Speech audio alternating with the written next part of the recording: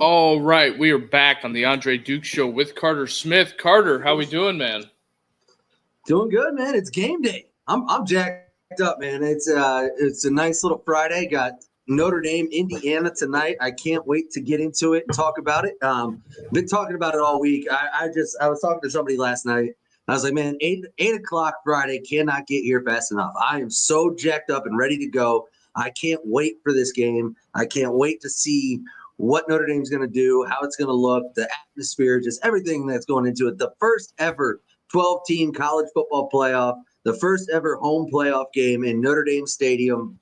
It's going to be awesome. So I've been jacked up all day. I had some work to do this morning, had to run a couple errands this afternoon and get everything ready for the show and everything like that, and try to get my weekend set up and ready to go. Finally feeling better too. I mean, we'll see. I felt better Wednesday than Thursday. I was down bad again. So hopefully this one lasts. I got nurse Richie's mom is my nurse. Apparently she's been sending me the remedies, and had a nice little hot toddy last night with some bourbon and tea, and maybe that was the key. Maybe not just drinking bourbon, but mix it with some tea. But other than that, man, how's your week? How's your Friday? Friday, I had some business stuff I had to do. Friday has been outstanding. Went and got some stuff. Double smoked spiral sliced ham getting done. There we go. Saturday. Probably have that prepared for Saturday night. Heck yeah. Had the Christmas program last night, but yeah, how'd that go?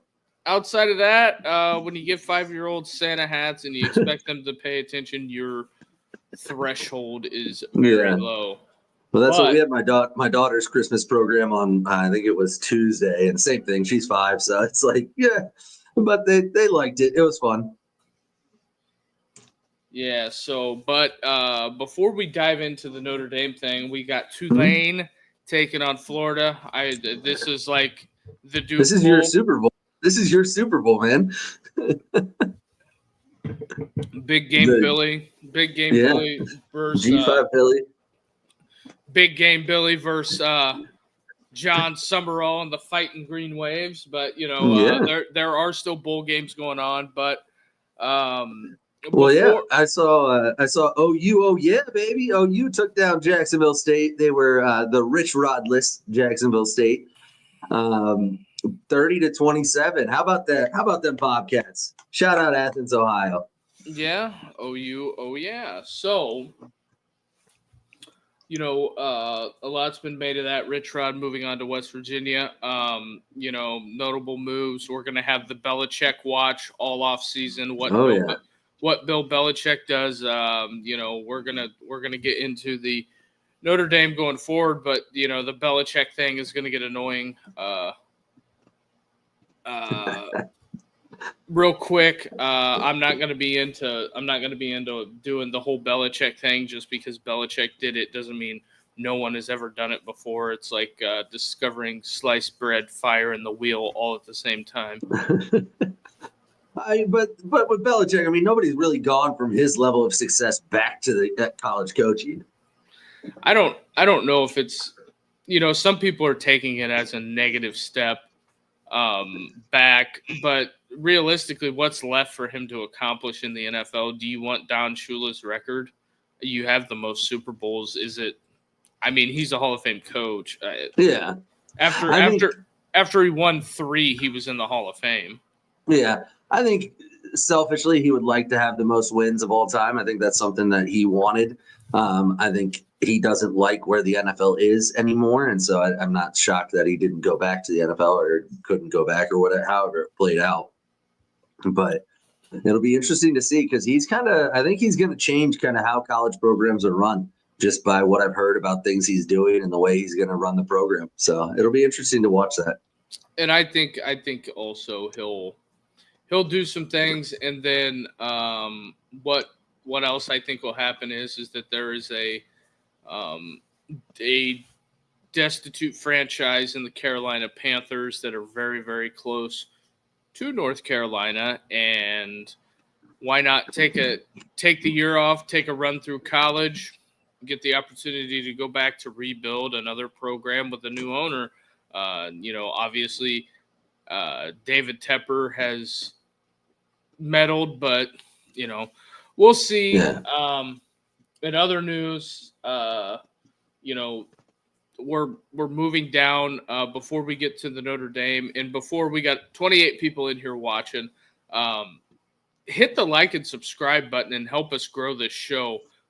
It would be tremendous. It would mean a lot to me and Carter. I think we've worked really hard this season in putting in a good product. And Richie too. Not going to leave out Richie. It's been a group effort here on the Andre Duke Show, and we are on the road to 500 subscribers. So that is the goal. Hit the like and subscribe and help us get up that algorithm. But so we'll dive into it. We'll kind of go in reverse order here. SMU, Penn State. What do you think and what are you feeling rolling into this? Yeah, so Richie and I kind of talked about it a little bit last night. I think the more I look at it, I mean, I went into it thinking, I just had a feeling that SMU has a chance, like I just went into it like nobody's giving them a chance. The Vegas has them as 12.5 or 11.5 point underdogs. It's nine. Oh, it's nine, down to right? 9 now? 9 right now. Okay. So money's moving. And then I look at James Franklin and what they've done and just his woes in big games and kind of choking. I don't know if that's going to work. But when you look at it, man, I just have a hard time picking SMU to win that game. I want SMU to win. I think SMU, if they're able to move the ball, if that offense can score like they have all year. But they've never faced a defense like Penn State's. And so I look at it and just the talent on Penn State's defensive line and their defense. Drew Aller's a good quarterback. I think he has the opportunity to play himself into the first round next year. So I think Penn State probably walks out of it with a win. But I'm hoping for some upsets here and there. So I'm hoping for an SMU upset. Yeah. I think Penn State has the advantage in the trench. I think that we've talked about this. I think that's where this game is won. The forecast in Happy Valley is going to be a little rough, and I agree here. James Franklin cannot lose this game, and I also agree with this. Yes, we're going to get to that in a few. Yeah. We're going to get to that. Stick with us. We're going to get to that. But no.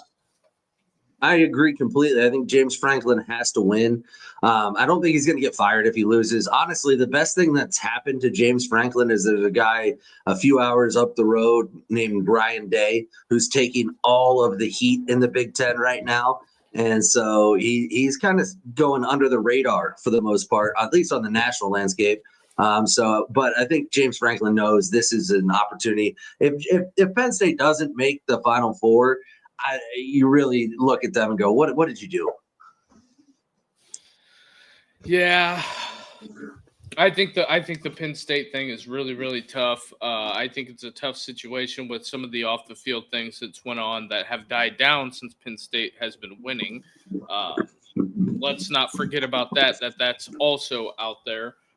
Things that James Franklin doesn't want to comment on. So that's where we're at.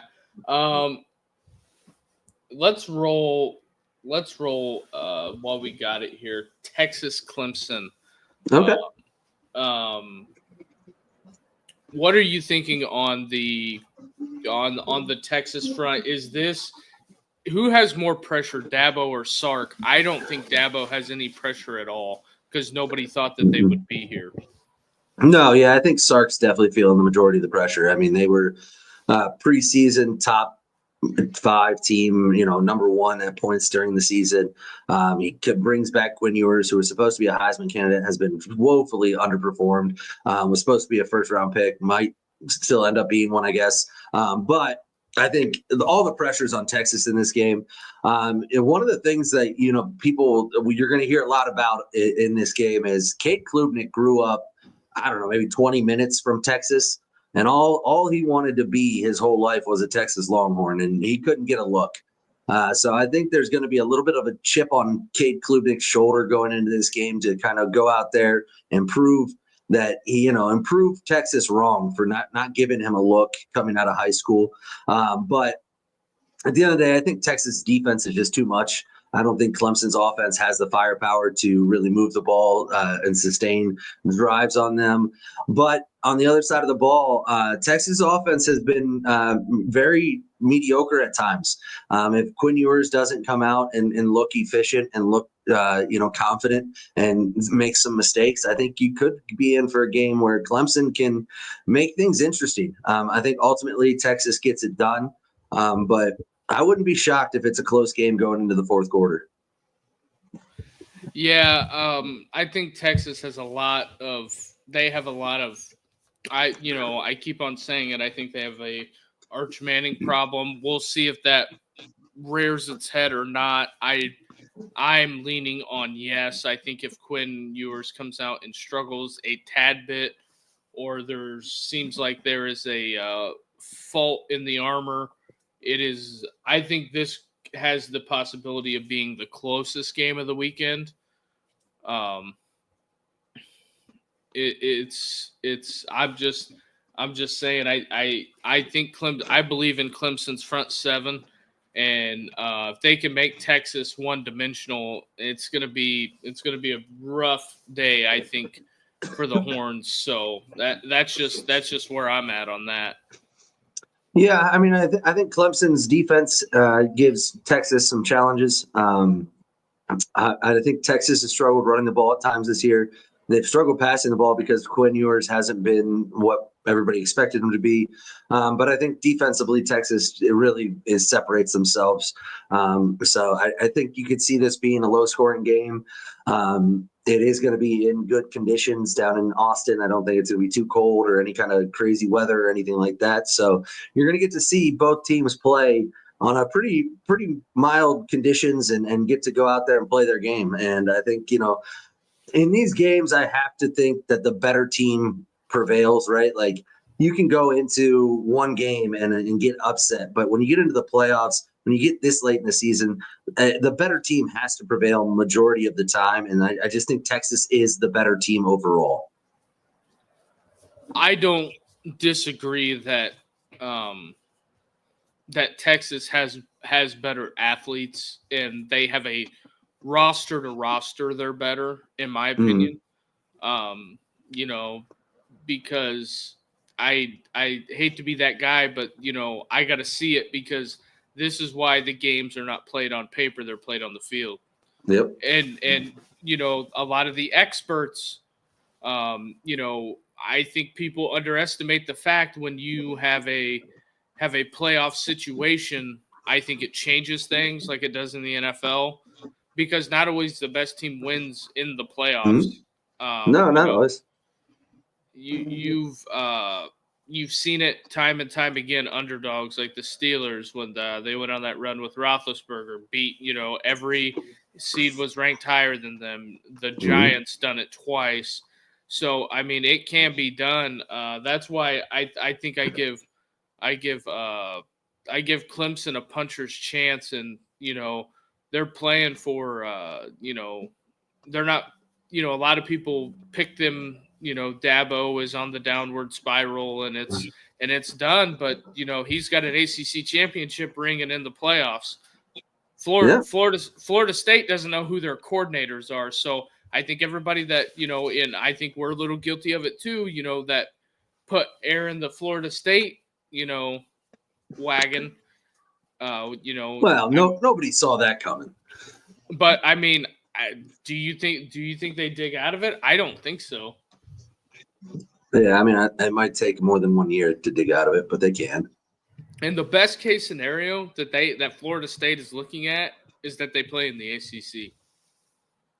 Yeah, for sure. I agree completely. I'm taking. I think I took Clemson yesterday, so I'll stick with it. I'm taking Clemson in this game. I think Texas ultimately is the better team, and I think Texas probably ends up winning. But like I said, I'm rooting for some upsets. So give me Clemson, give me SMU. And also another side note, we're gonna kind of look a little rough from that very first episode we did on Big Game Billy, because if he wins today, that's 8 games. Yeah, bowl games don't count. I was talking regular season, and I said 7-5 was the ceiling, and that's what he went. I mean, he hit his ceiling. He's gonna bust through the ceiling. No. I said 7-5. That's what he did. I mean, if they count the stats for the regular season, they got to count the win. Okay, then I guess I should have done 13 games instead of 12 because he's not going to be 7-6 and he's not going to be 8-4. So. Oh man, that's rough. I got that. We still got Tulane though. Yeah, I mean, John Summerall's staring at a 9-5 season. I don't think that's. I think it's. If you would ask me the standards of, this is two different programs. Tulane, obviously, it would be a disappointing year for them. I would say. I mean, you won 9 games, but no conference championship and no playoff push. Close, but they didn't. And then there was a lot of speculation on if John Summerall was going to leave or not. And also, Guys Being Dudes is in the studio for the halftime show. Steve Adazio. Oh, nice. Love that. But also, I mean, you're watching that, man. We got College Game Day in South Bend, Indiana going on right now. You don't have that on the TV? What? Why do I want to see Desmond Howard on my TV? Well, they got Pat McAfee. They got Nick Saban. You got the Irish faithful out there with all kinds of signs. I saw one sign that said Rudy would have started at Indiana. I thought that was pretty funny. I guess I can flip it over to Game Day while my Super Bowl. It looks awesome, by the way. Just to comment on it and watch the rest of this show, and then you can go watch the end of Game Day. Shane Gillis won't be on until after we're off here, so don't worry about it. But it's really cool, man. The crowd showed out. It's going to be a crazy environment tonight, and we'll get into the game in a minute. But I can't get over it. I've been thinking about it all day. I've been listening to Young Jeezy all day, getting ready. How about all things being real? How about shout out to Notre Dame's media team for Unbelievable. that? Unbelievable. That was best hype video I've seen in a long time. I think that where that's trending. I mean, that is an elite video that they put out there. Also, I watched a couple episodes of Here Come the Irish, which if you haven't seen that, I'm not going to spoil anything, but there is a very, very compelling, a very, very interesting story. It's unbelievable on some of the things that you don't know what goes on. And, this isn't, me apologizing. I'm just saying that, sometimes, you can be critical of something and still want something to succeed. And I think that, as Here Come the Irish, you watch the behind the scenes about how you pull the team together. In another thing that I think you'll find interesting, who do you think was the guest speaker the night before the Northern Illinois game?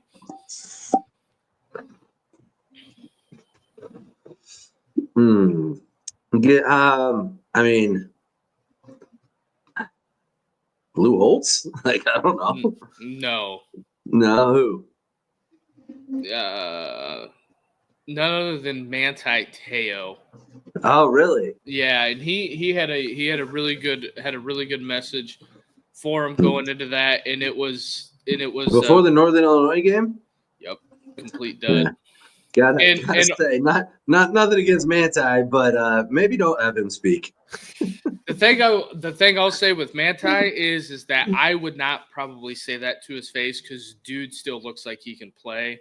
I mean, dude's an absolute monster, and I love him. I was just like, I mean, dude's big. He's big. He is still hitting the gym hard. But, I've seen clips of him speaking to Notre Dame. I don't know if it was that same speech or if he's done it multiple times this year, but I've seen clips of him talking to the team. I think he's got a future in whether it's coaching or speaking or what, but I think he's definitely got a future in something that involves him being around the program or being around a team of young men. Hot take, Manti Te'o to replace Kyle Whittingham, or somebody. I don't know. Yeah, just make him the linebackers coach at Notre Dame. Not that I have any problem with our current one, but we're not going there. I know you love him. We're not going with the defensive staff. Al Golden is good. We're just gonna, positive vibes only. Al Golden is good. Look at what he's done with the defense. Yes. Positive vibes only today. Hey, but also shout out Young Jeezy for sure. I grew up on some like early 2000s hip hop. Young Jeezy hits home for me. And so when Notre Dame put that out with Lose My Mind, and that just hit. And like, I think it was Pat McAfee who said it. He was like, man, having Jeezy on the Notre Dame hype video, that had to be plus 10,000 on the odds. Like nobody saw it coming, and it hit so hard. And nothing against some of the other schools, like the one that obviously I'm closest to and see, like Ohio State's hype video, I thought was really good. I didn't have any problems with it, but a totally different hype video. Did you see Ohio State's? Yeah, it's a good video. It got me like ready for the game, but it's the totally different vibe, right? Like it's Maurice Claret hyping you up, talking. They got some like more normal music in the background, some clips and stuff, and it was good. Don't get me wrong. I'm not trying to hate on it, but Notre Dame's hype video, man, when I saw that, that's the type of stuff that you watch before the game and you're like, oh yeah, there's no way we can lose this game. Right. Real quick, we'll go ahead and reset the show here. For everybody out there watching, hit that like and subscribe button. Forgot to mention it in the first segment. Our college football, you got to be in by 8:00. Laces out on ESPN. You just search Andre Duke in the bracket challenge. Laces Out is the pass. Laces Out 1, I believe, is the password. No, Laces Out 2024. Laces Out 2024 is the password. Search mine or Carter's name. Our pool will appear, and then you can get in there and then Venmo Richie the $20. Winner takes all. We'll see how that goes. But also hit that like and subscribe button and help us blow this show up so we're doing something like Game Day one day. Yeah, absolutely. We'll do a live show from South Bend. Yes. So we're going to talk about the last game on Saturday. Zen Mikulski enters the transfer portal. Yeah, I think that's smart. On his part. Yeah, and I think Ohio State coaches probably supported him in that decision. I think that was a mutual thing. I think people are reading way too much into it. It's Ohio State fans. What do you expect? But I'm also not on the, we're not going to run Justin Fry over with the Greyhound. I think that is absolutely ridiculous. The Justin Fry hate about the recruiting stuff. He's got a Remington, Paris Johnson, DeJuan Jones. Look at the NFL starts by the offensive linemen. Those are studs guys, man. Yeah. Okay. Sorry, I have to. But no, I'm with you. I'm not here to even talk about it that much. Like recruiting stuff, I agree. He could do a better job in recruiting. Understood. I don't know how many times I have to say it, and I'll say it on this program. I say it to everybody I talk to. I don't give two shits about offensive line recruiting. I don't care about it. I honestly don't. And I mean, yeah, you have to go out and recruit offensive linemen, but like, I don't care that much. You know why? One, the transfer portal exists. Two, most of those recruits that you're losing your mind over aren't going to be any good. Because ask Notre Dame how many 5-star linemen come in and turn into first-round draft picks. Most of their linemen, like Joe Alt, was a 3-star tight end. I mean, Joe Alt had the makings of,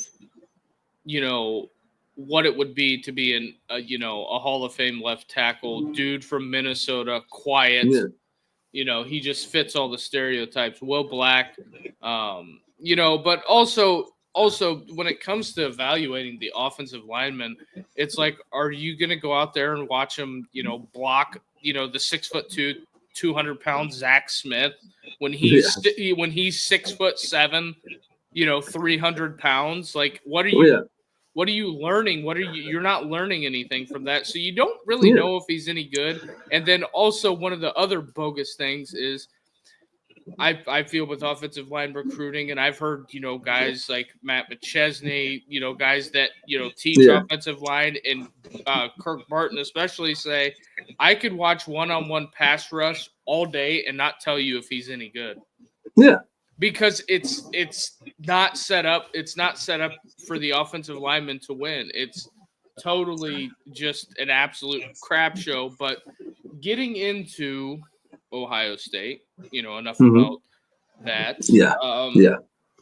Getting in there, to me, I feel like there's a very, very uneasy tension around the program. Definitely. I feel like there could possibly be, is Ryan Day going to go? Is he going to stay? I don't think anybody knows the answer to that question. I think if they get blown out, they're going to be having a serious chat on Sunday. Yeah. Well, I think it comes down to this. I think there's definitely an uneasiness around the program. I think the fan base is on pins and needles. It's literally the fan base is ready to erupt one way or another.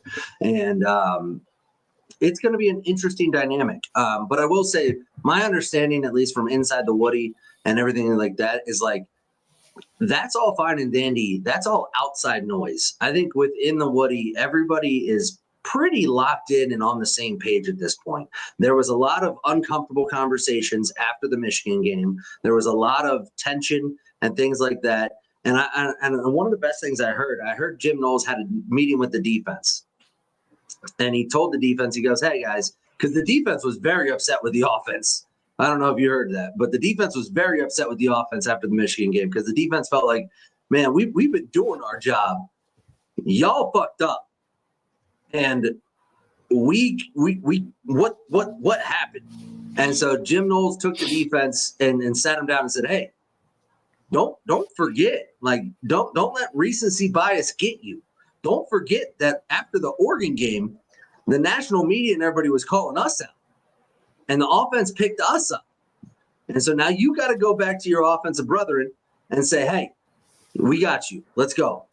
And so I do think that they have leaders in the room. I think Ryan Day was so traumatized by that I think these assistants in that building had to step up and get their guys under control. And I think for the most part they did. And so I think there is a cohesion and just an understanding in that building right now of, hey, we dropped the ball, you dropped the ball, I dropped the ball. We've all screwed up throughout the year, right? Let's fix it now because we can't accomplish all our goals, but there's still one massive goal out there that we can accomplish. Let's go do it. And that's my understanding of what the attitude is in the Woody right now. Now, the fan base is a whole different thing. The fan base is so messed up right now that I don't even know what to expect from them on Saturday. Well, I feel like the fan base is like it's almost like Captain America, Marvel's like cinema, like Civil War on Twitter. The Civil War, yeah. Just, you got Captain America versus Iron Man right now, and nobody knows which side to pick. Yes, because you're the absolute worst. You're a sunshine pumper. If you want to keep Ryan Day, you're an absolute. And it's not even like keeping Ryan Day. It's like you have half the fan base or a portion of the fan base. It's like, guys, we get it. It happened. There's nothing we can do about it. Let's focus on the task at hand. Let's get excited. Let's support the team. And then you have the other half or a portion of the fan base. It's like, no. That was the worst thing ever. There's no chance. Negativity all over the place. And it's like, man, they're fighting each other right now. And then you got Tennessee fans trolling them the whole time, and nobody can team up together to go back at them. They're just too busy fighting each other. I'm not saying that I doubt that their Tennessee fans bought a lot of tickets.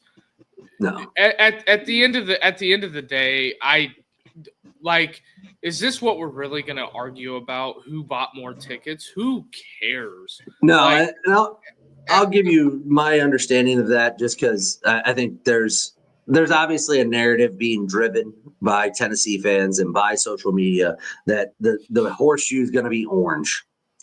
It's not. And here's the other thing. You guys wear a color that's too similar to red to even notice on TV. So we won't be able to tell.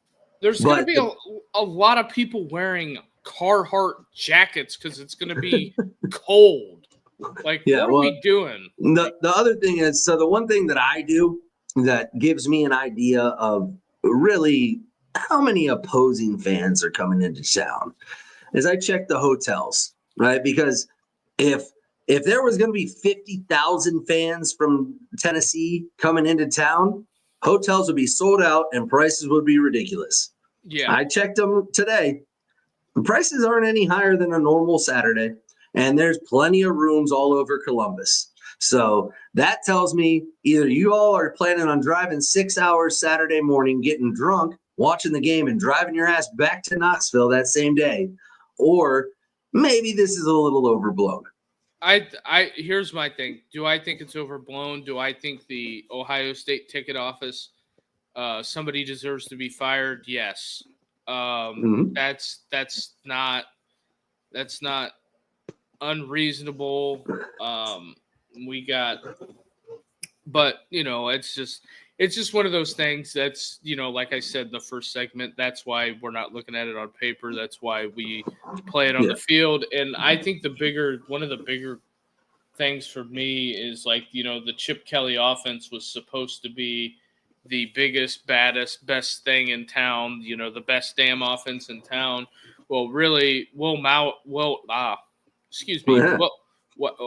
Howard has played like a mixed bag of mid all year. That might be a little harsh.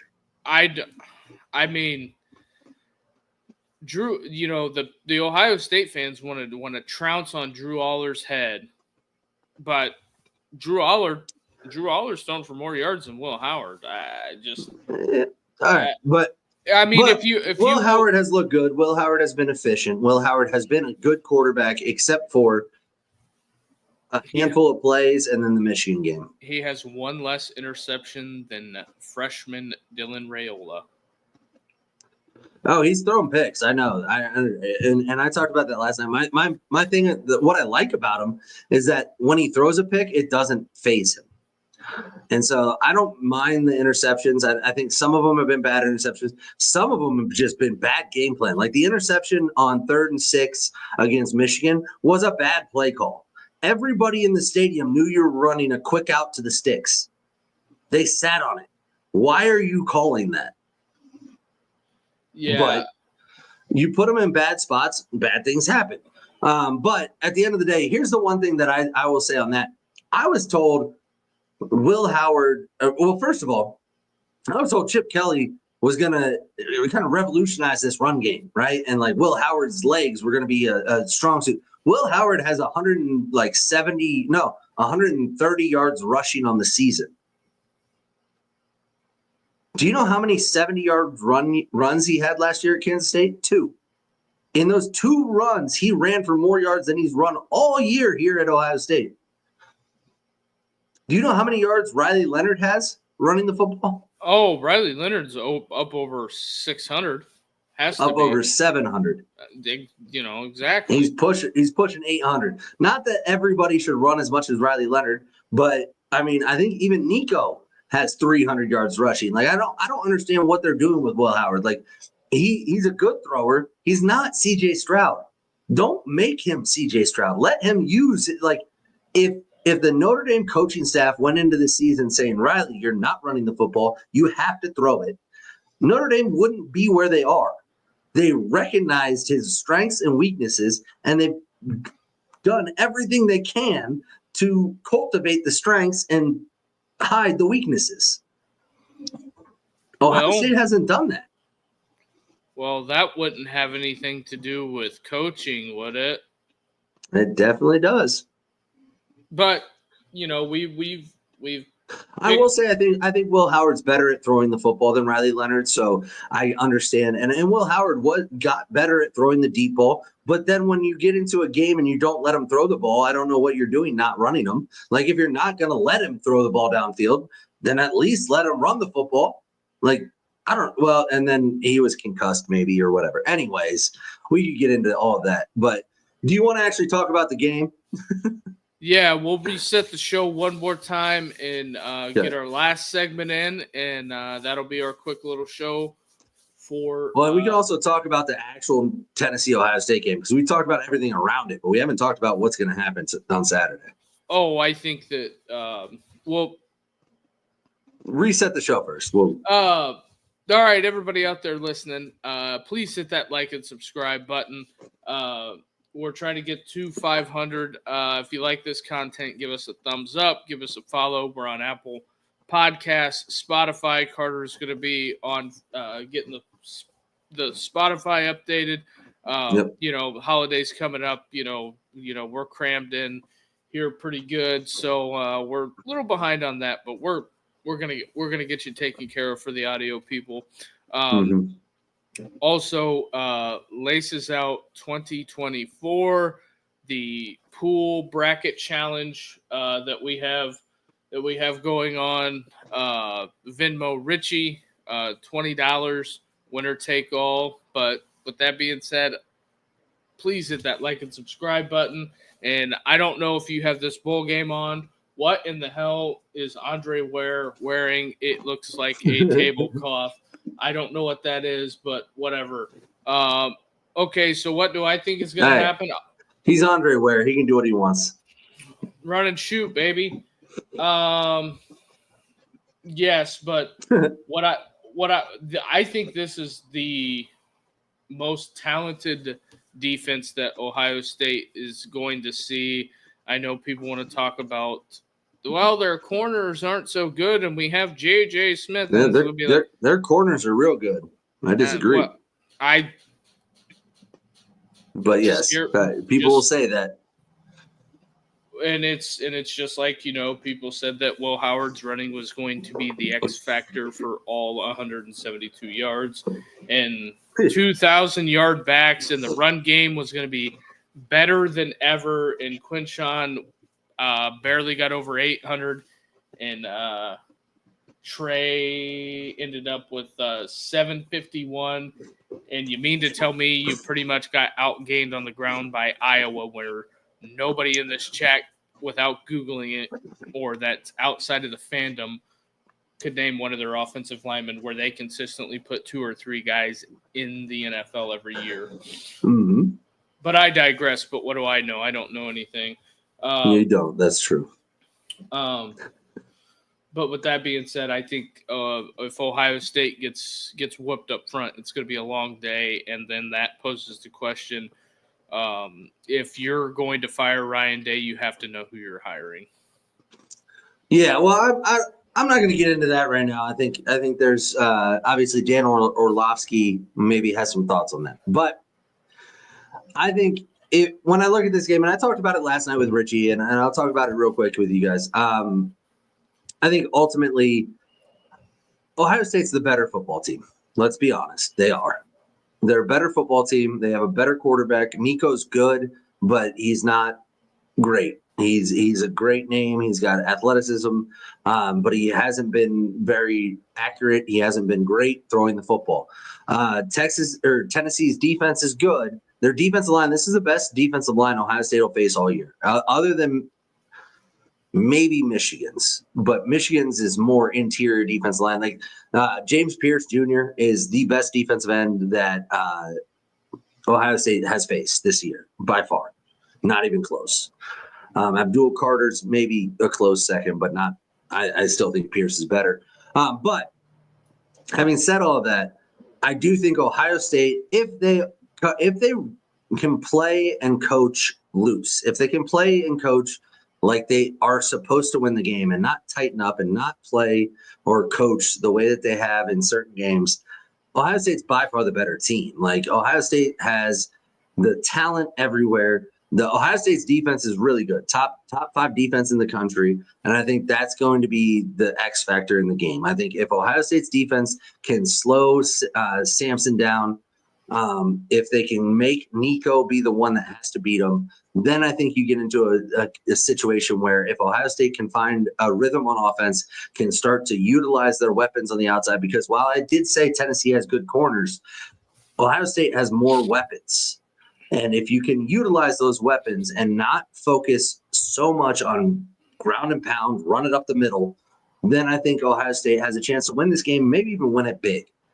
So if I'm looking at it objectively, I think the crowd's going to be a factor. I think the environment's going to be a factor. I think the pride of playing at Ohio Stadium after losing to Michigan, and this team has a lot of pride, a lot of kids that have been in the program for multiple years that are not going to want to go out that way. If that all comes into play, if they could play the way that, if Ryan Day can coach the way we saw him coach in 2022 against Georgia, if Ryan Day can just get out of his own way for half a minute, then I think you see Ohio State win this game, maybe even fairly easily. If it gets tight, if they tighten up, I think it's going to be a long day for the Buckeyes. I have 2 things to add on to this, and then we'll get to the topic du jour and get everybody out of here so they can get, their fixins and vittles in and libation. Properly lubricated for the game. I know. Just hear me out on this. Here comes Duke with some SEC thunder. It's not. But what I'm saying is that Samson ran for 148 yards on Kentucky. And I know it's Kentucky, but Kentucky shut Georgia down this year. And Kentucky also shut Ole Miss down this year, which had pretty prolific run games all year. Where do you think Kentucky ranks in rushing defense? I'm just saying. I don't know off the top of my head. I'm curious where you think they rank in rush defense. They probably had bad games, but he also ran against 100. He ran for 100 yards against Georgia as well. Okay, where do you think Georgia ranks? Probably, I would say Kentucky's close to the bottom, and I would say Georgia's middle of the pack, like probably 8 through 5. In the SEC or in the country? In the SEC. Oh, I'm talking country. Oh, the country, I would say Georgia's probably mid-20s. Okay. And Kentucky's 87th, Georgia's 36th. Okay. Ohio State is 7th. A little different.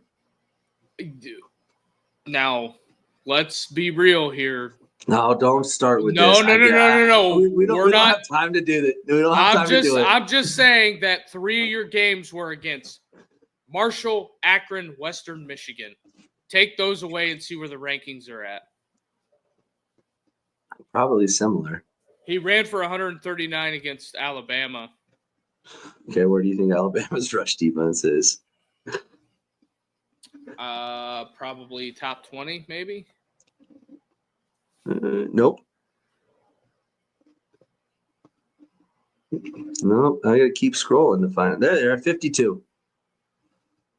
The only Power 5 team to hold him under 100 yards was Oklahoma. Well, they're not even close. Oh, no, they're 11. They're 11. Sorry. There you go. Oklahoma and South Carolina are the best rush defenses in the SEC, not named Tennessee. Actually, Ole Miss. Ole Miss is 2. Yeah, and they didn't play Ole Miss this year. Yeah. But all I'm saying is, I get it. He ran against really good teams. Don't get me wrong. Now, but I think that's going to be the determining factor on how we get this done.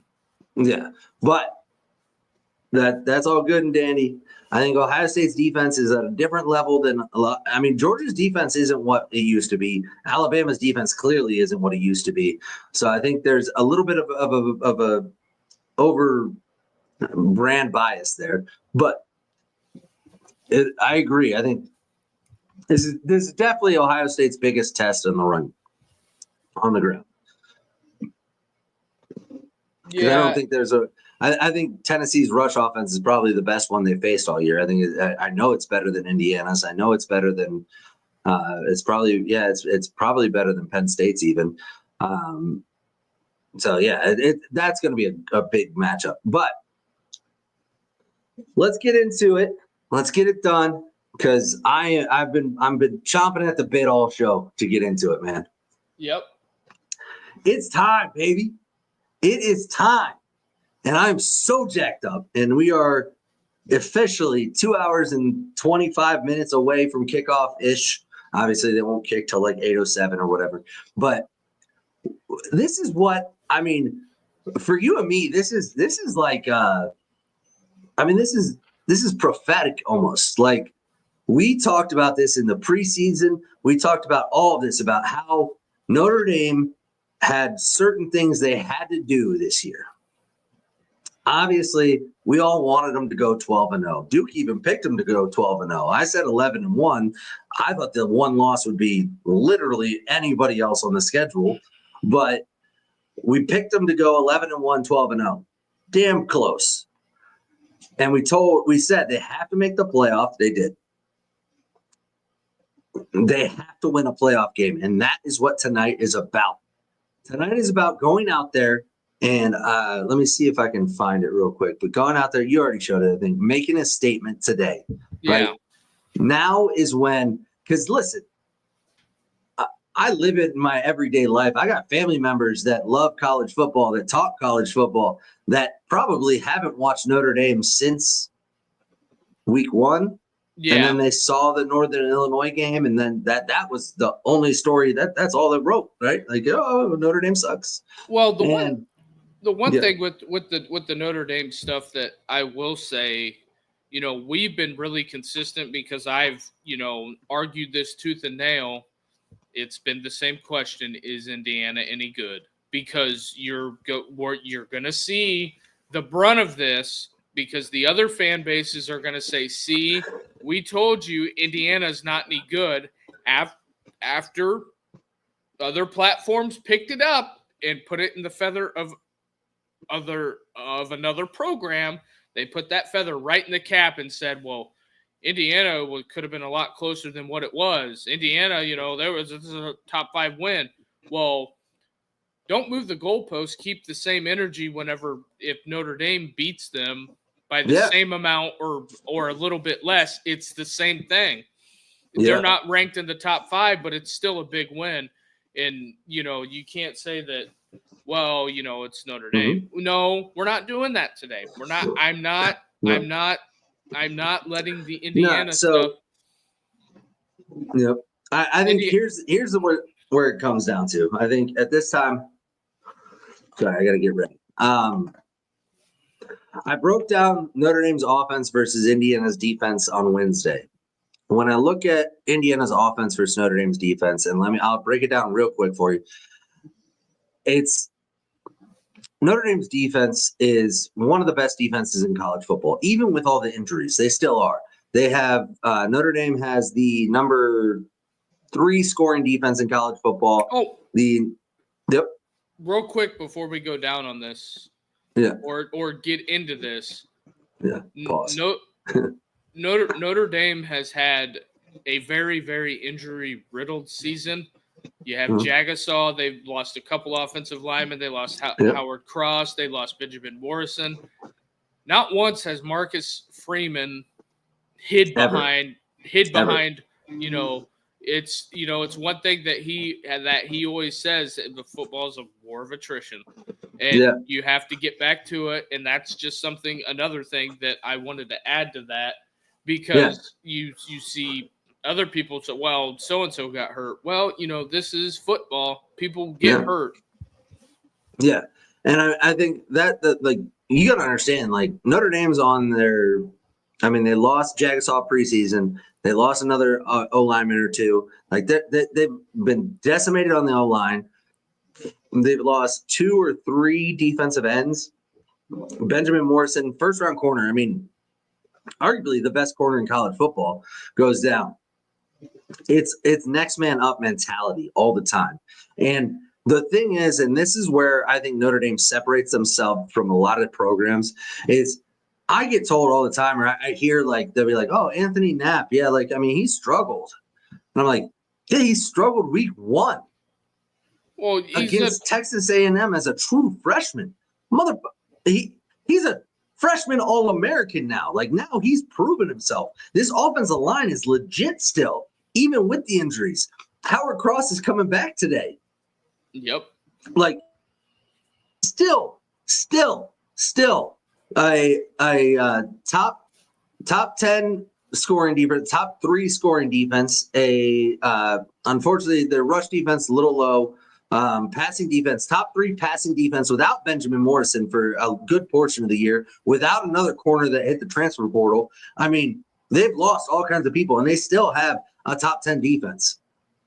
And this is the second best defense Indiana's faced all year. I think Ohio State's defense might be a little bit better, but it's not far off.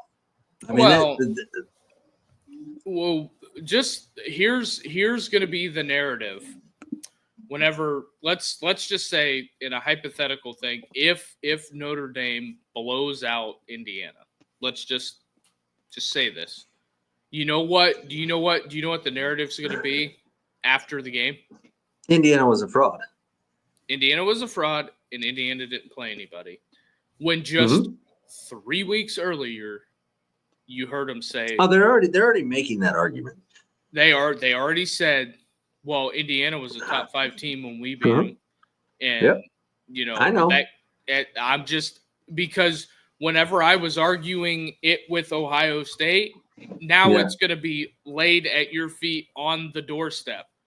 I'll keep the same energy I've kept. I think Indiana's a good team.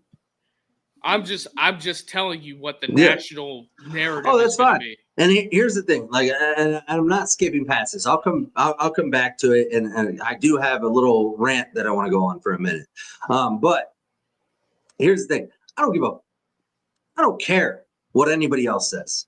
I think Indiana's a good team. I think that was an impressive win for Ohio State. I've kept that energy the whole time. I said Indiana was good before. I said I was concerned that they hadn't played anybody, and then they played Ohio State tougher than I expected, honestly. And so if Notre Dame wins this game convincingly, I'm going to keep the same energy. And if they win it close, I'm not going to say, well, Notre Dame maybe isn't as good. That's a good team, man. That's an 11-1 team. The only team they lost to is possibly one of the top 4 teams in college football still, I think. Well, I'm just saying this because there's going to it won't impact me. I'm just saying because they're going to Notre Dame must not be any good. And it's like no. We've been following this all year. The top 3 teams that I watched this year were Notre Dame, I watched Ohio State, and I watched Florida.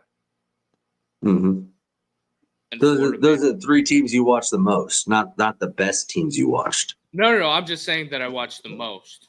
Okay, I watched the most of. I was gonna say you can't tell me Florida's one of the best teams you watched all year. Like I get you're a Florida homer, but now when they played that 2-game stretch against LSU and Ole Miss, that was impressive. The Gators they outside of Texas A&M, all their losses are to playoff teams. Yes, I understand. And it's just the luck of the draw. But the SEC. Anyways, the good thing is, and here's the thing that I'm going to do. So I'll give you my prediction first before I go into any kind of rant or anything like that. I honestly believe this, and it's not just because it's pregame, and it's not just because it's a fuck Indiana Friday. I honestly think Notre Dame wins this game by 2 or 3 scores. I honestly believe that. I feel that, and if you watch this show, you know that I get nervous, and I for some reason, and this might be a bad sign, everybody. It might be a bad sign. I'm not nervous tonight. I feel very comfortable. And the reason I feel comfortable is because I know this team's identity now. Early in the season, I didn't know the team's identity. I didn't know what this team was.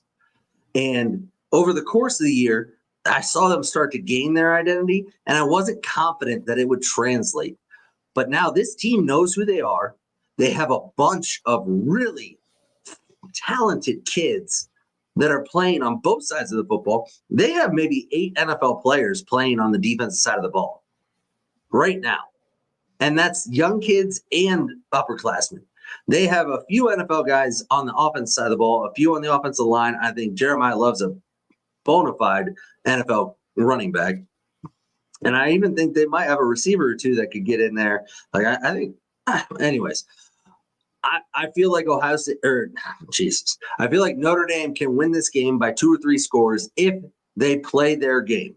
And the reason I feel so confident in that is because of Marcus Freeman. I have seen Marcus Freeman go from what I thought was a good coach, and then after Northern Illinois, I thought, never mind, I don't think he has it.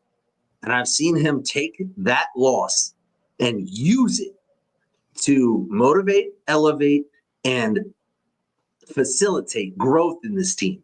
And now I think Marcus Freeman could be one of the top 5 coaches in college football after what he's done this year. I don't have any qualms about saying it because I think he has grown so much this year and he has figured out his identity as a coach.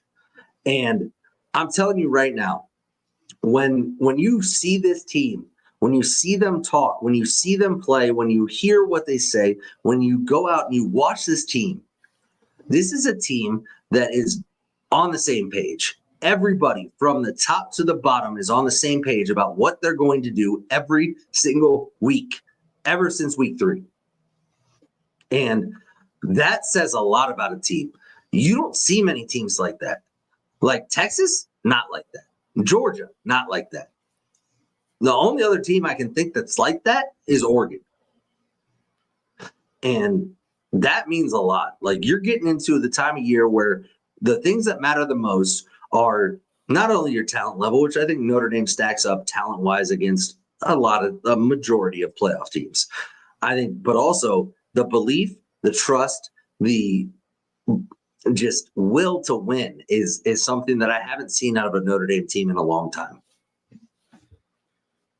All right. Well, I have limited time, but I'll get this all closed up in 3 minutes. We're gonna run exactly to an hour.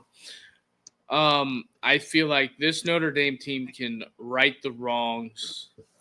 They can right the Northern Illinois thing. You win this game tonight. I'm not saying it absolves, but it goes a lot. It does. It goes to a lot to take a lot of the attention away from that. And then also you can go from, this is super senior day. You can go out in Notre Dame Stadium in the first ever playoff game and say, hey, we won that game.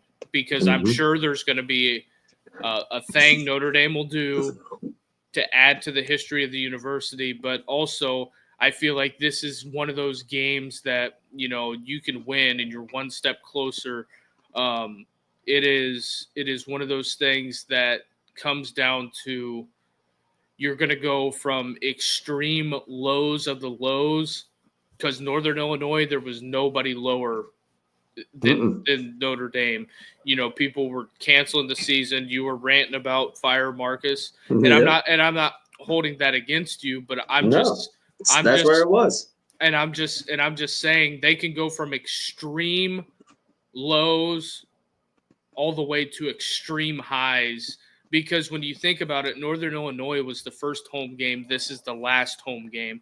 And if you look at that team that played in week 2 or 3, whatever week it was, to the team that's walking into this stadium tonight, the team, if they rolled the balls out and both those teams played, the team that walks in tonight destroys the team that was the week 2 or 3 team. And I feel like, and also Neil McCready from MPW Digital, he works for Rivals.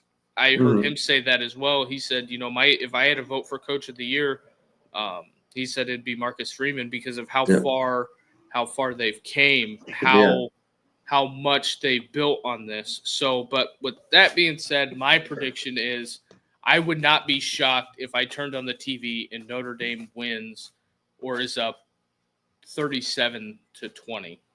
Yeah.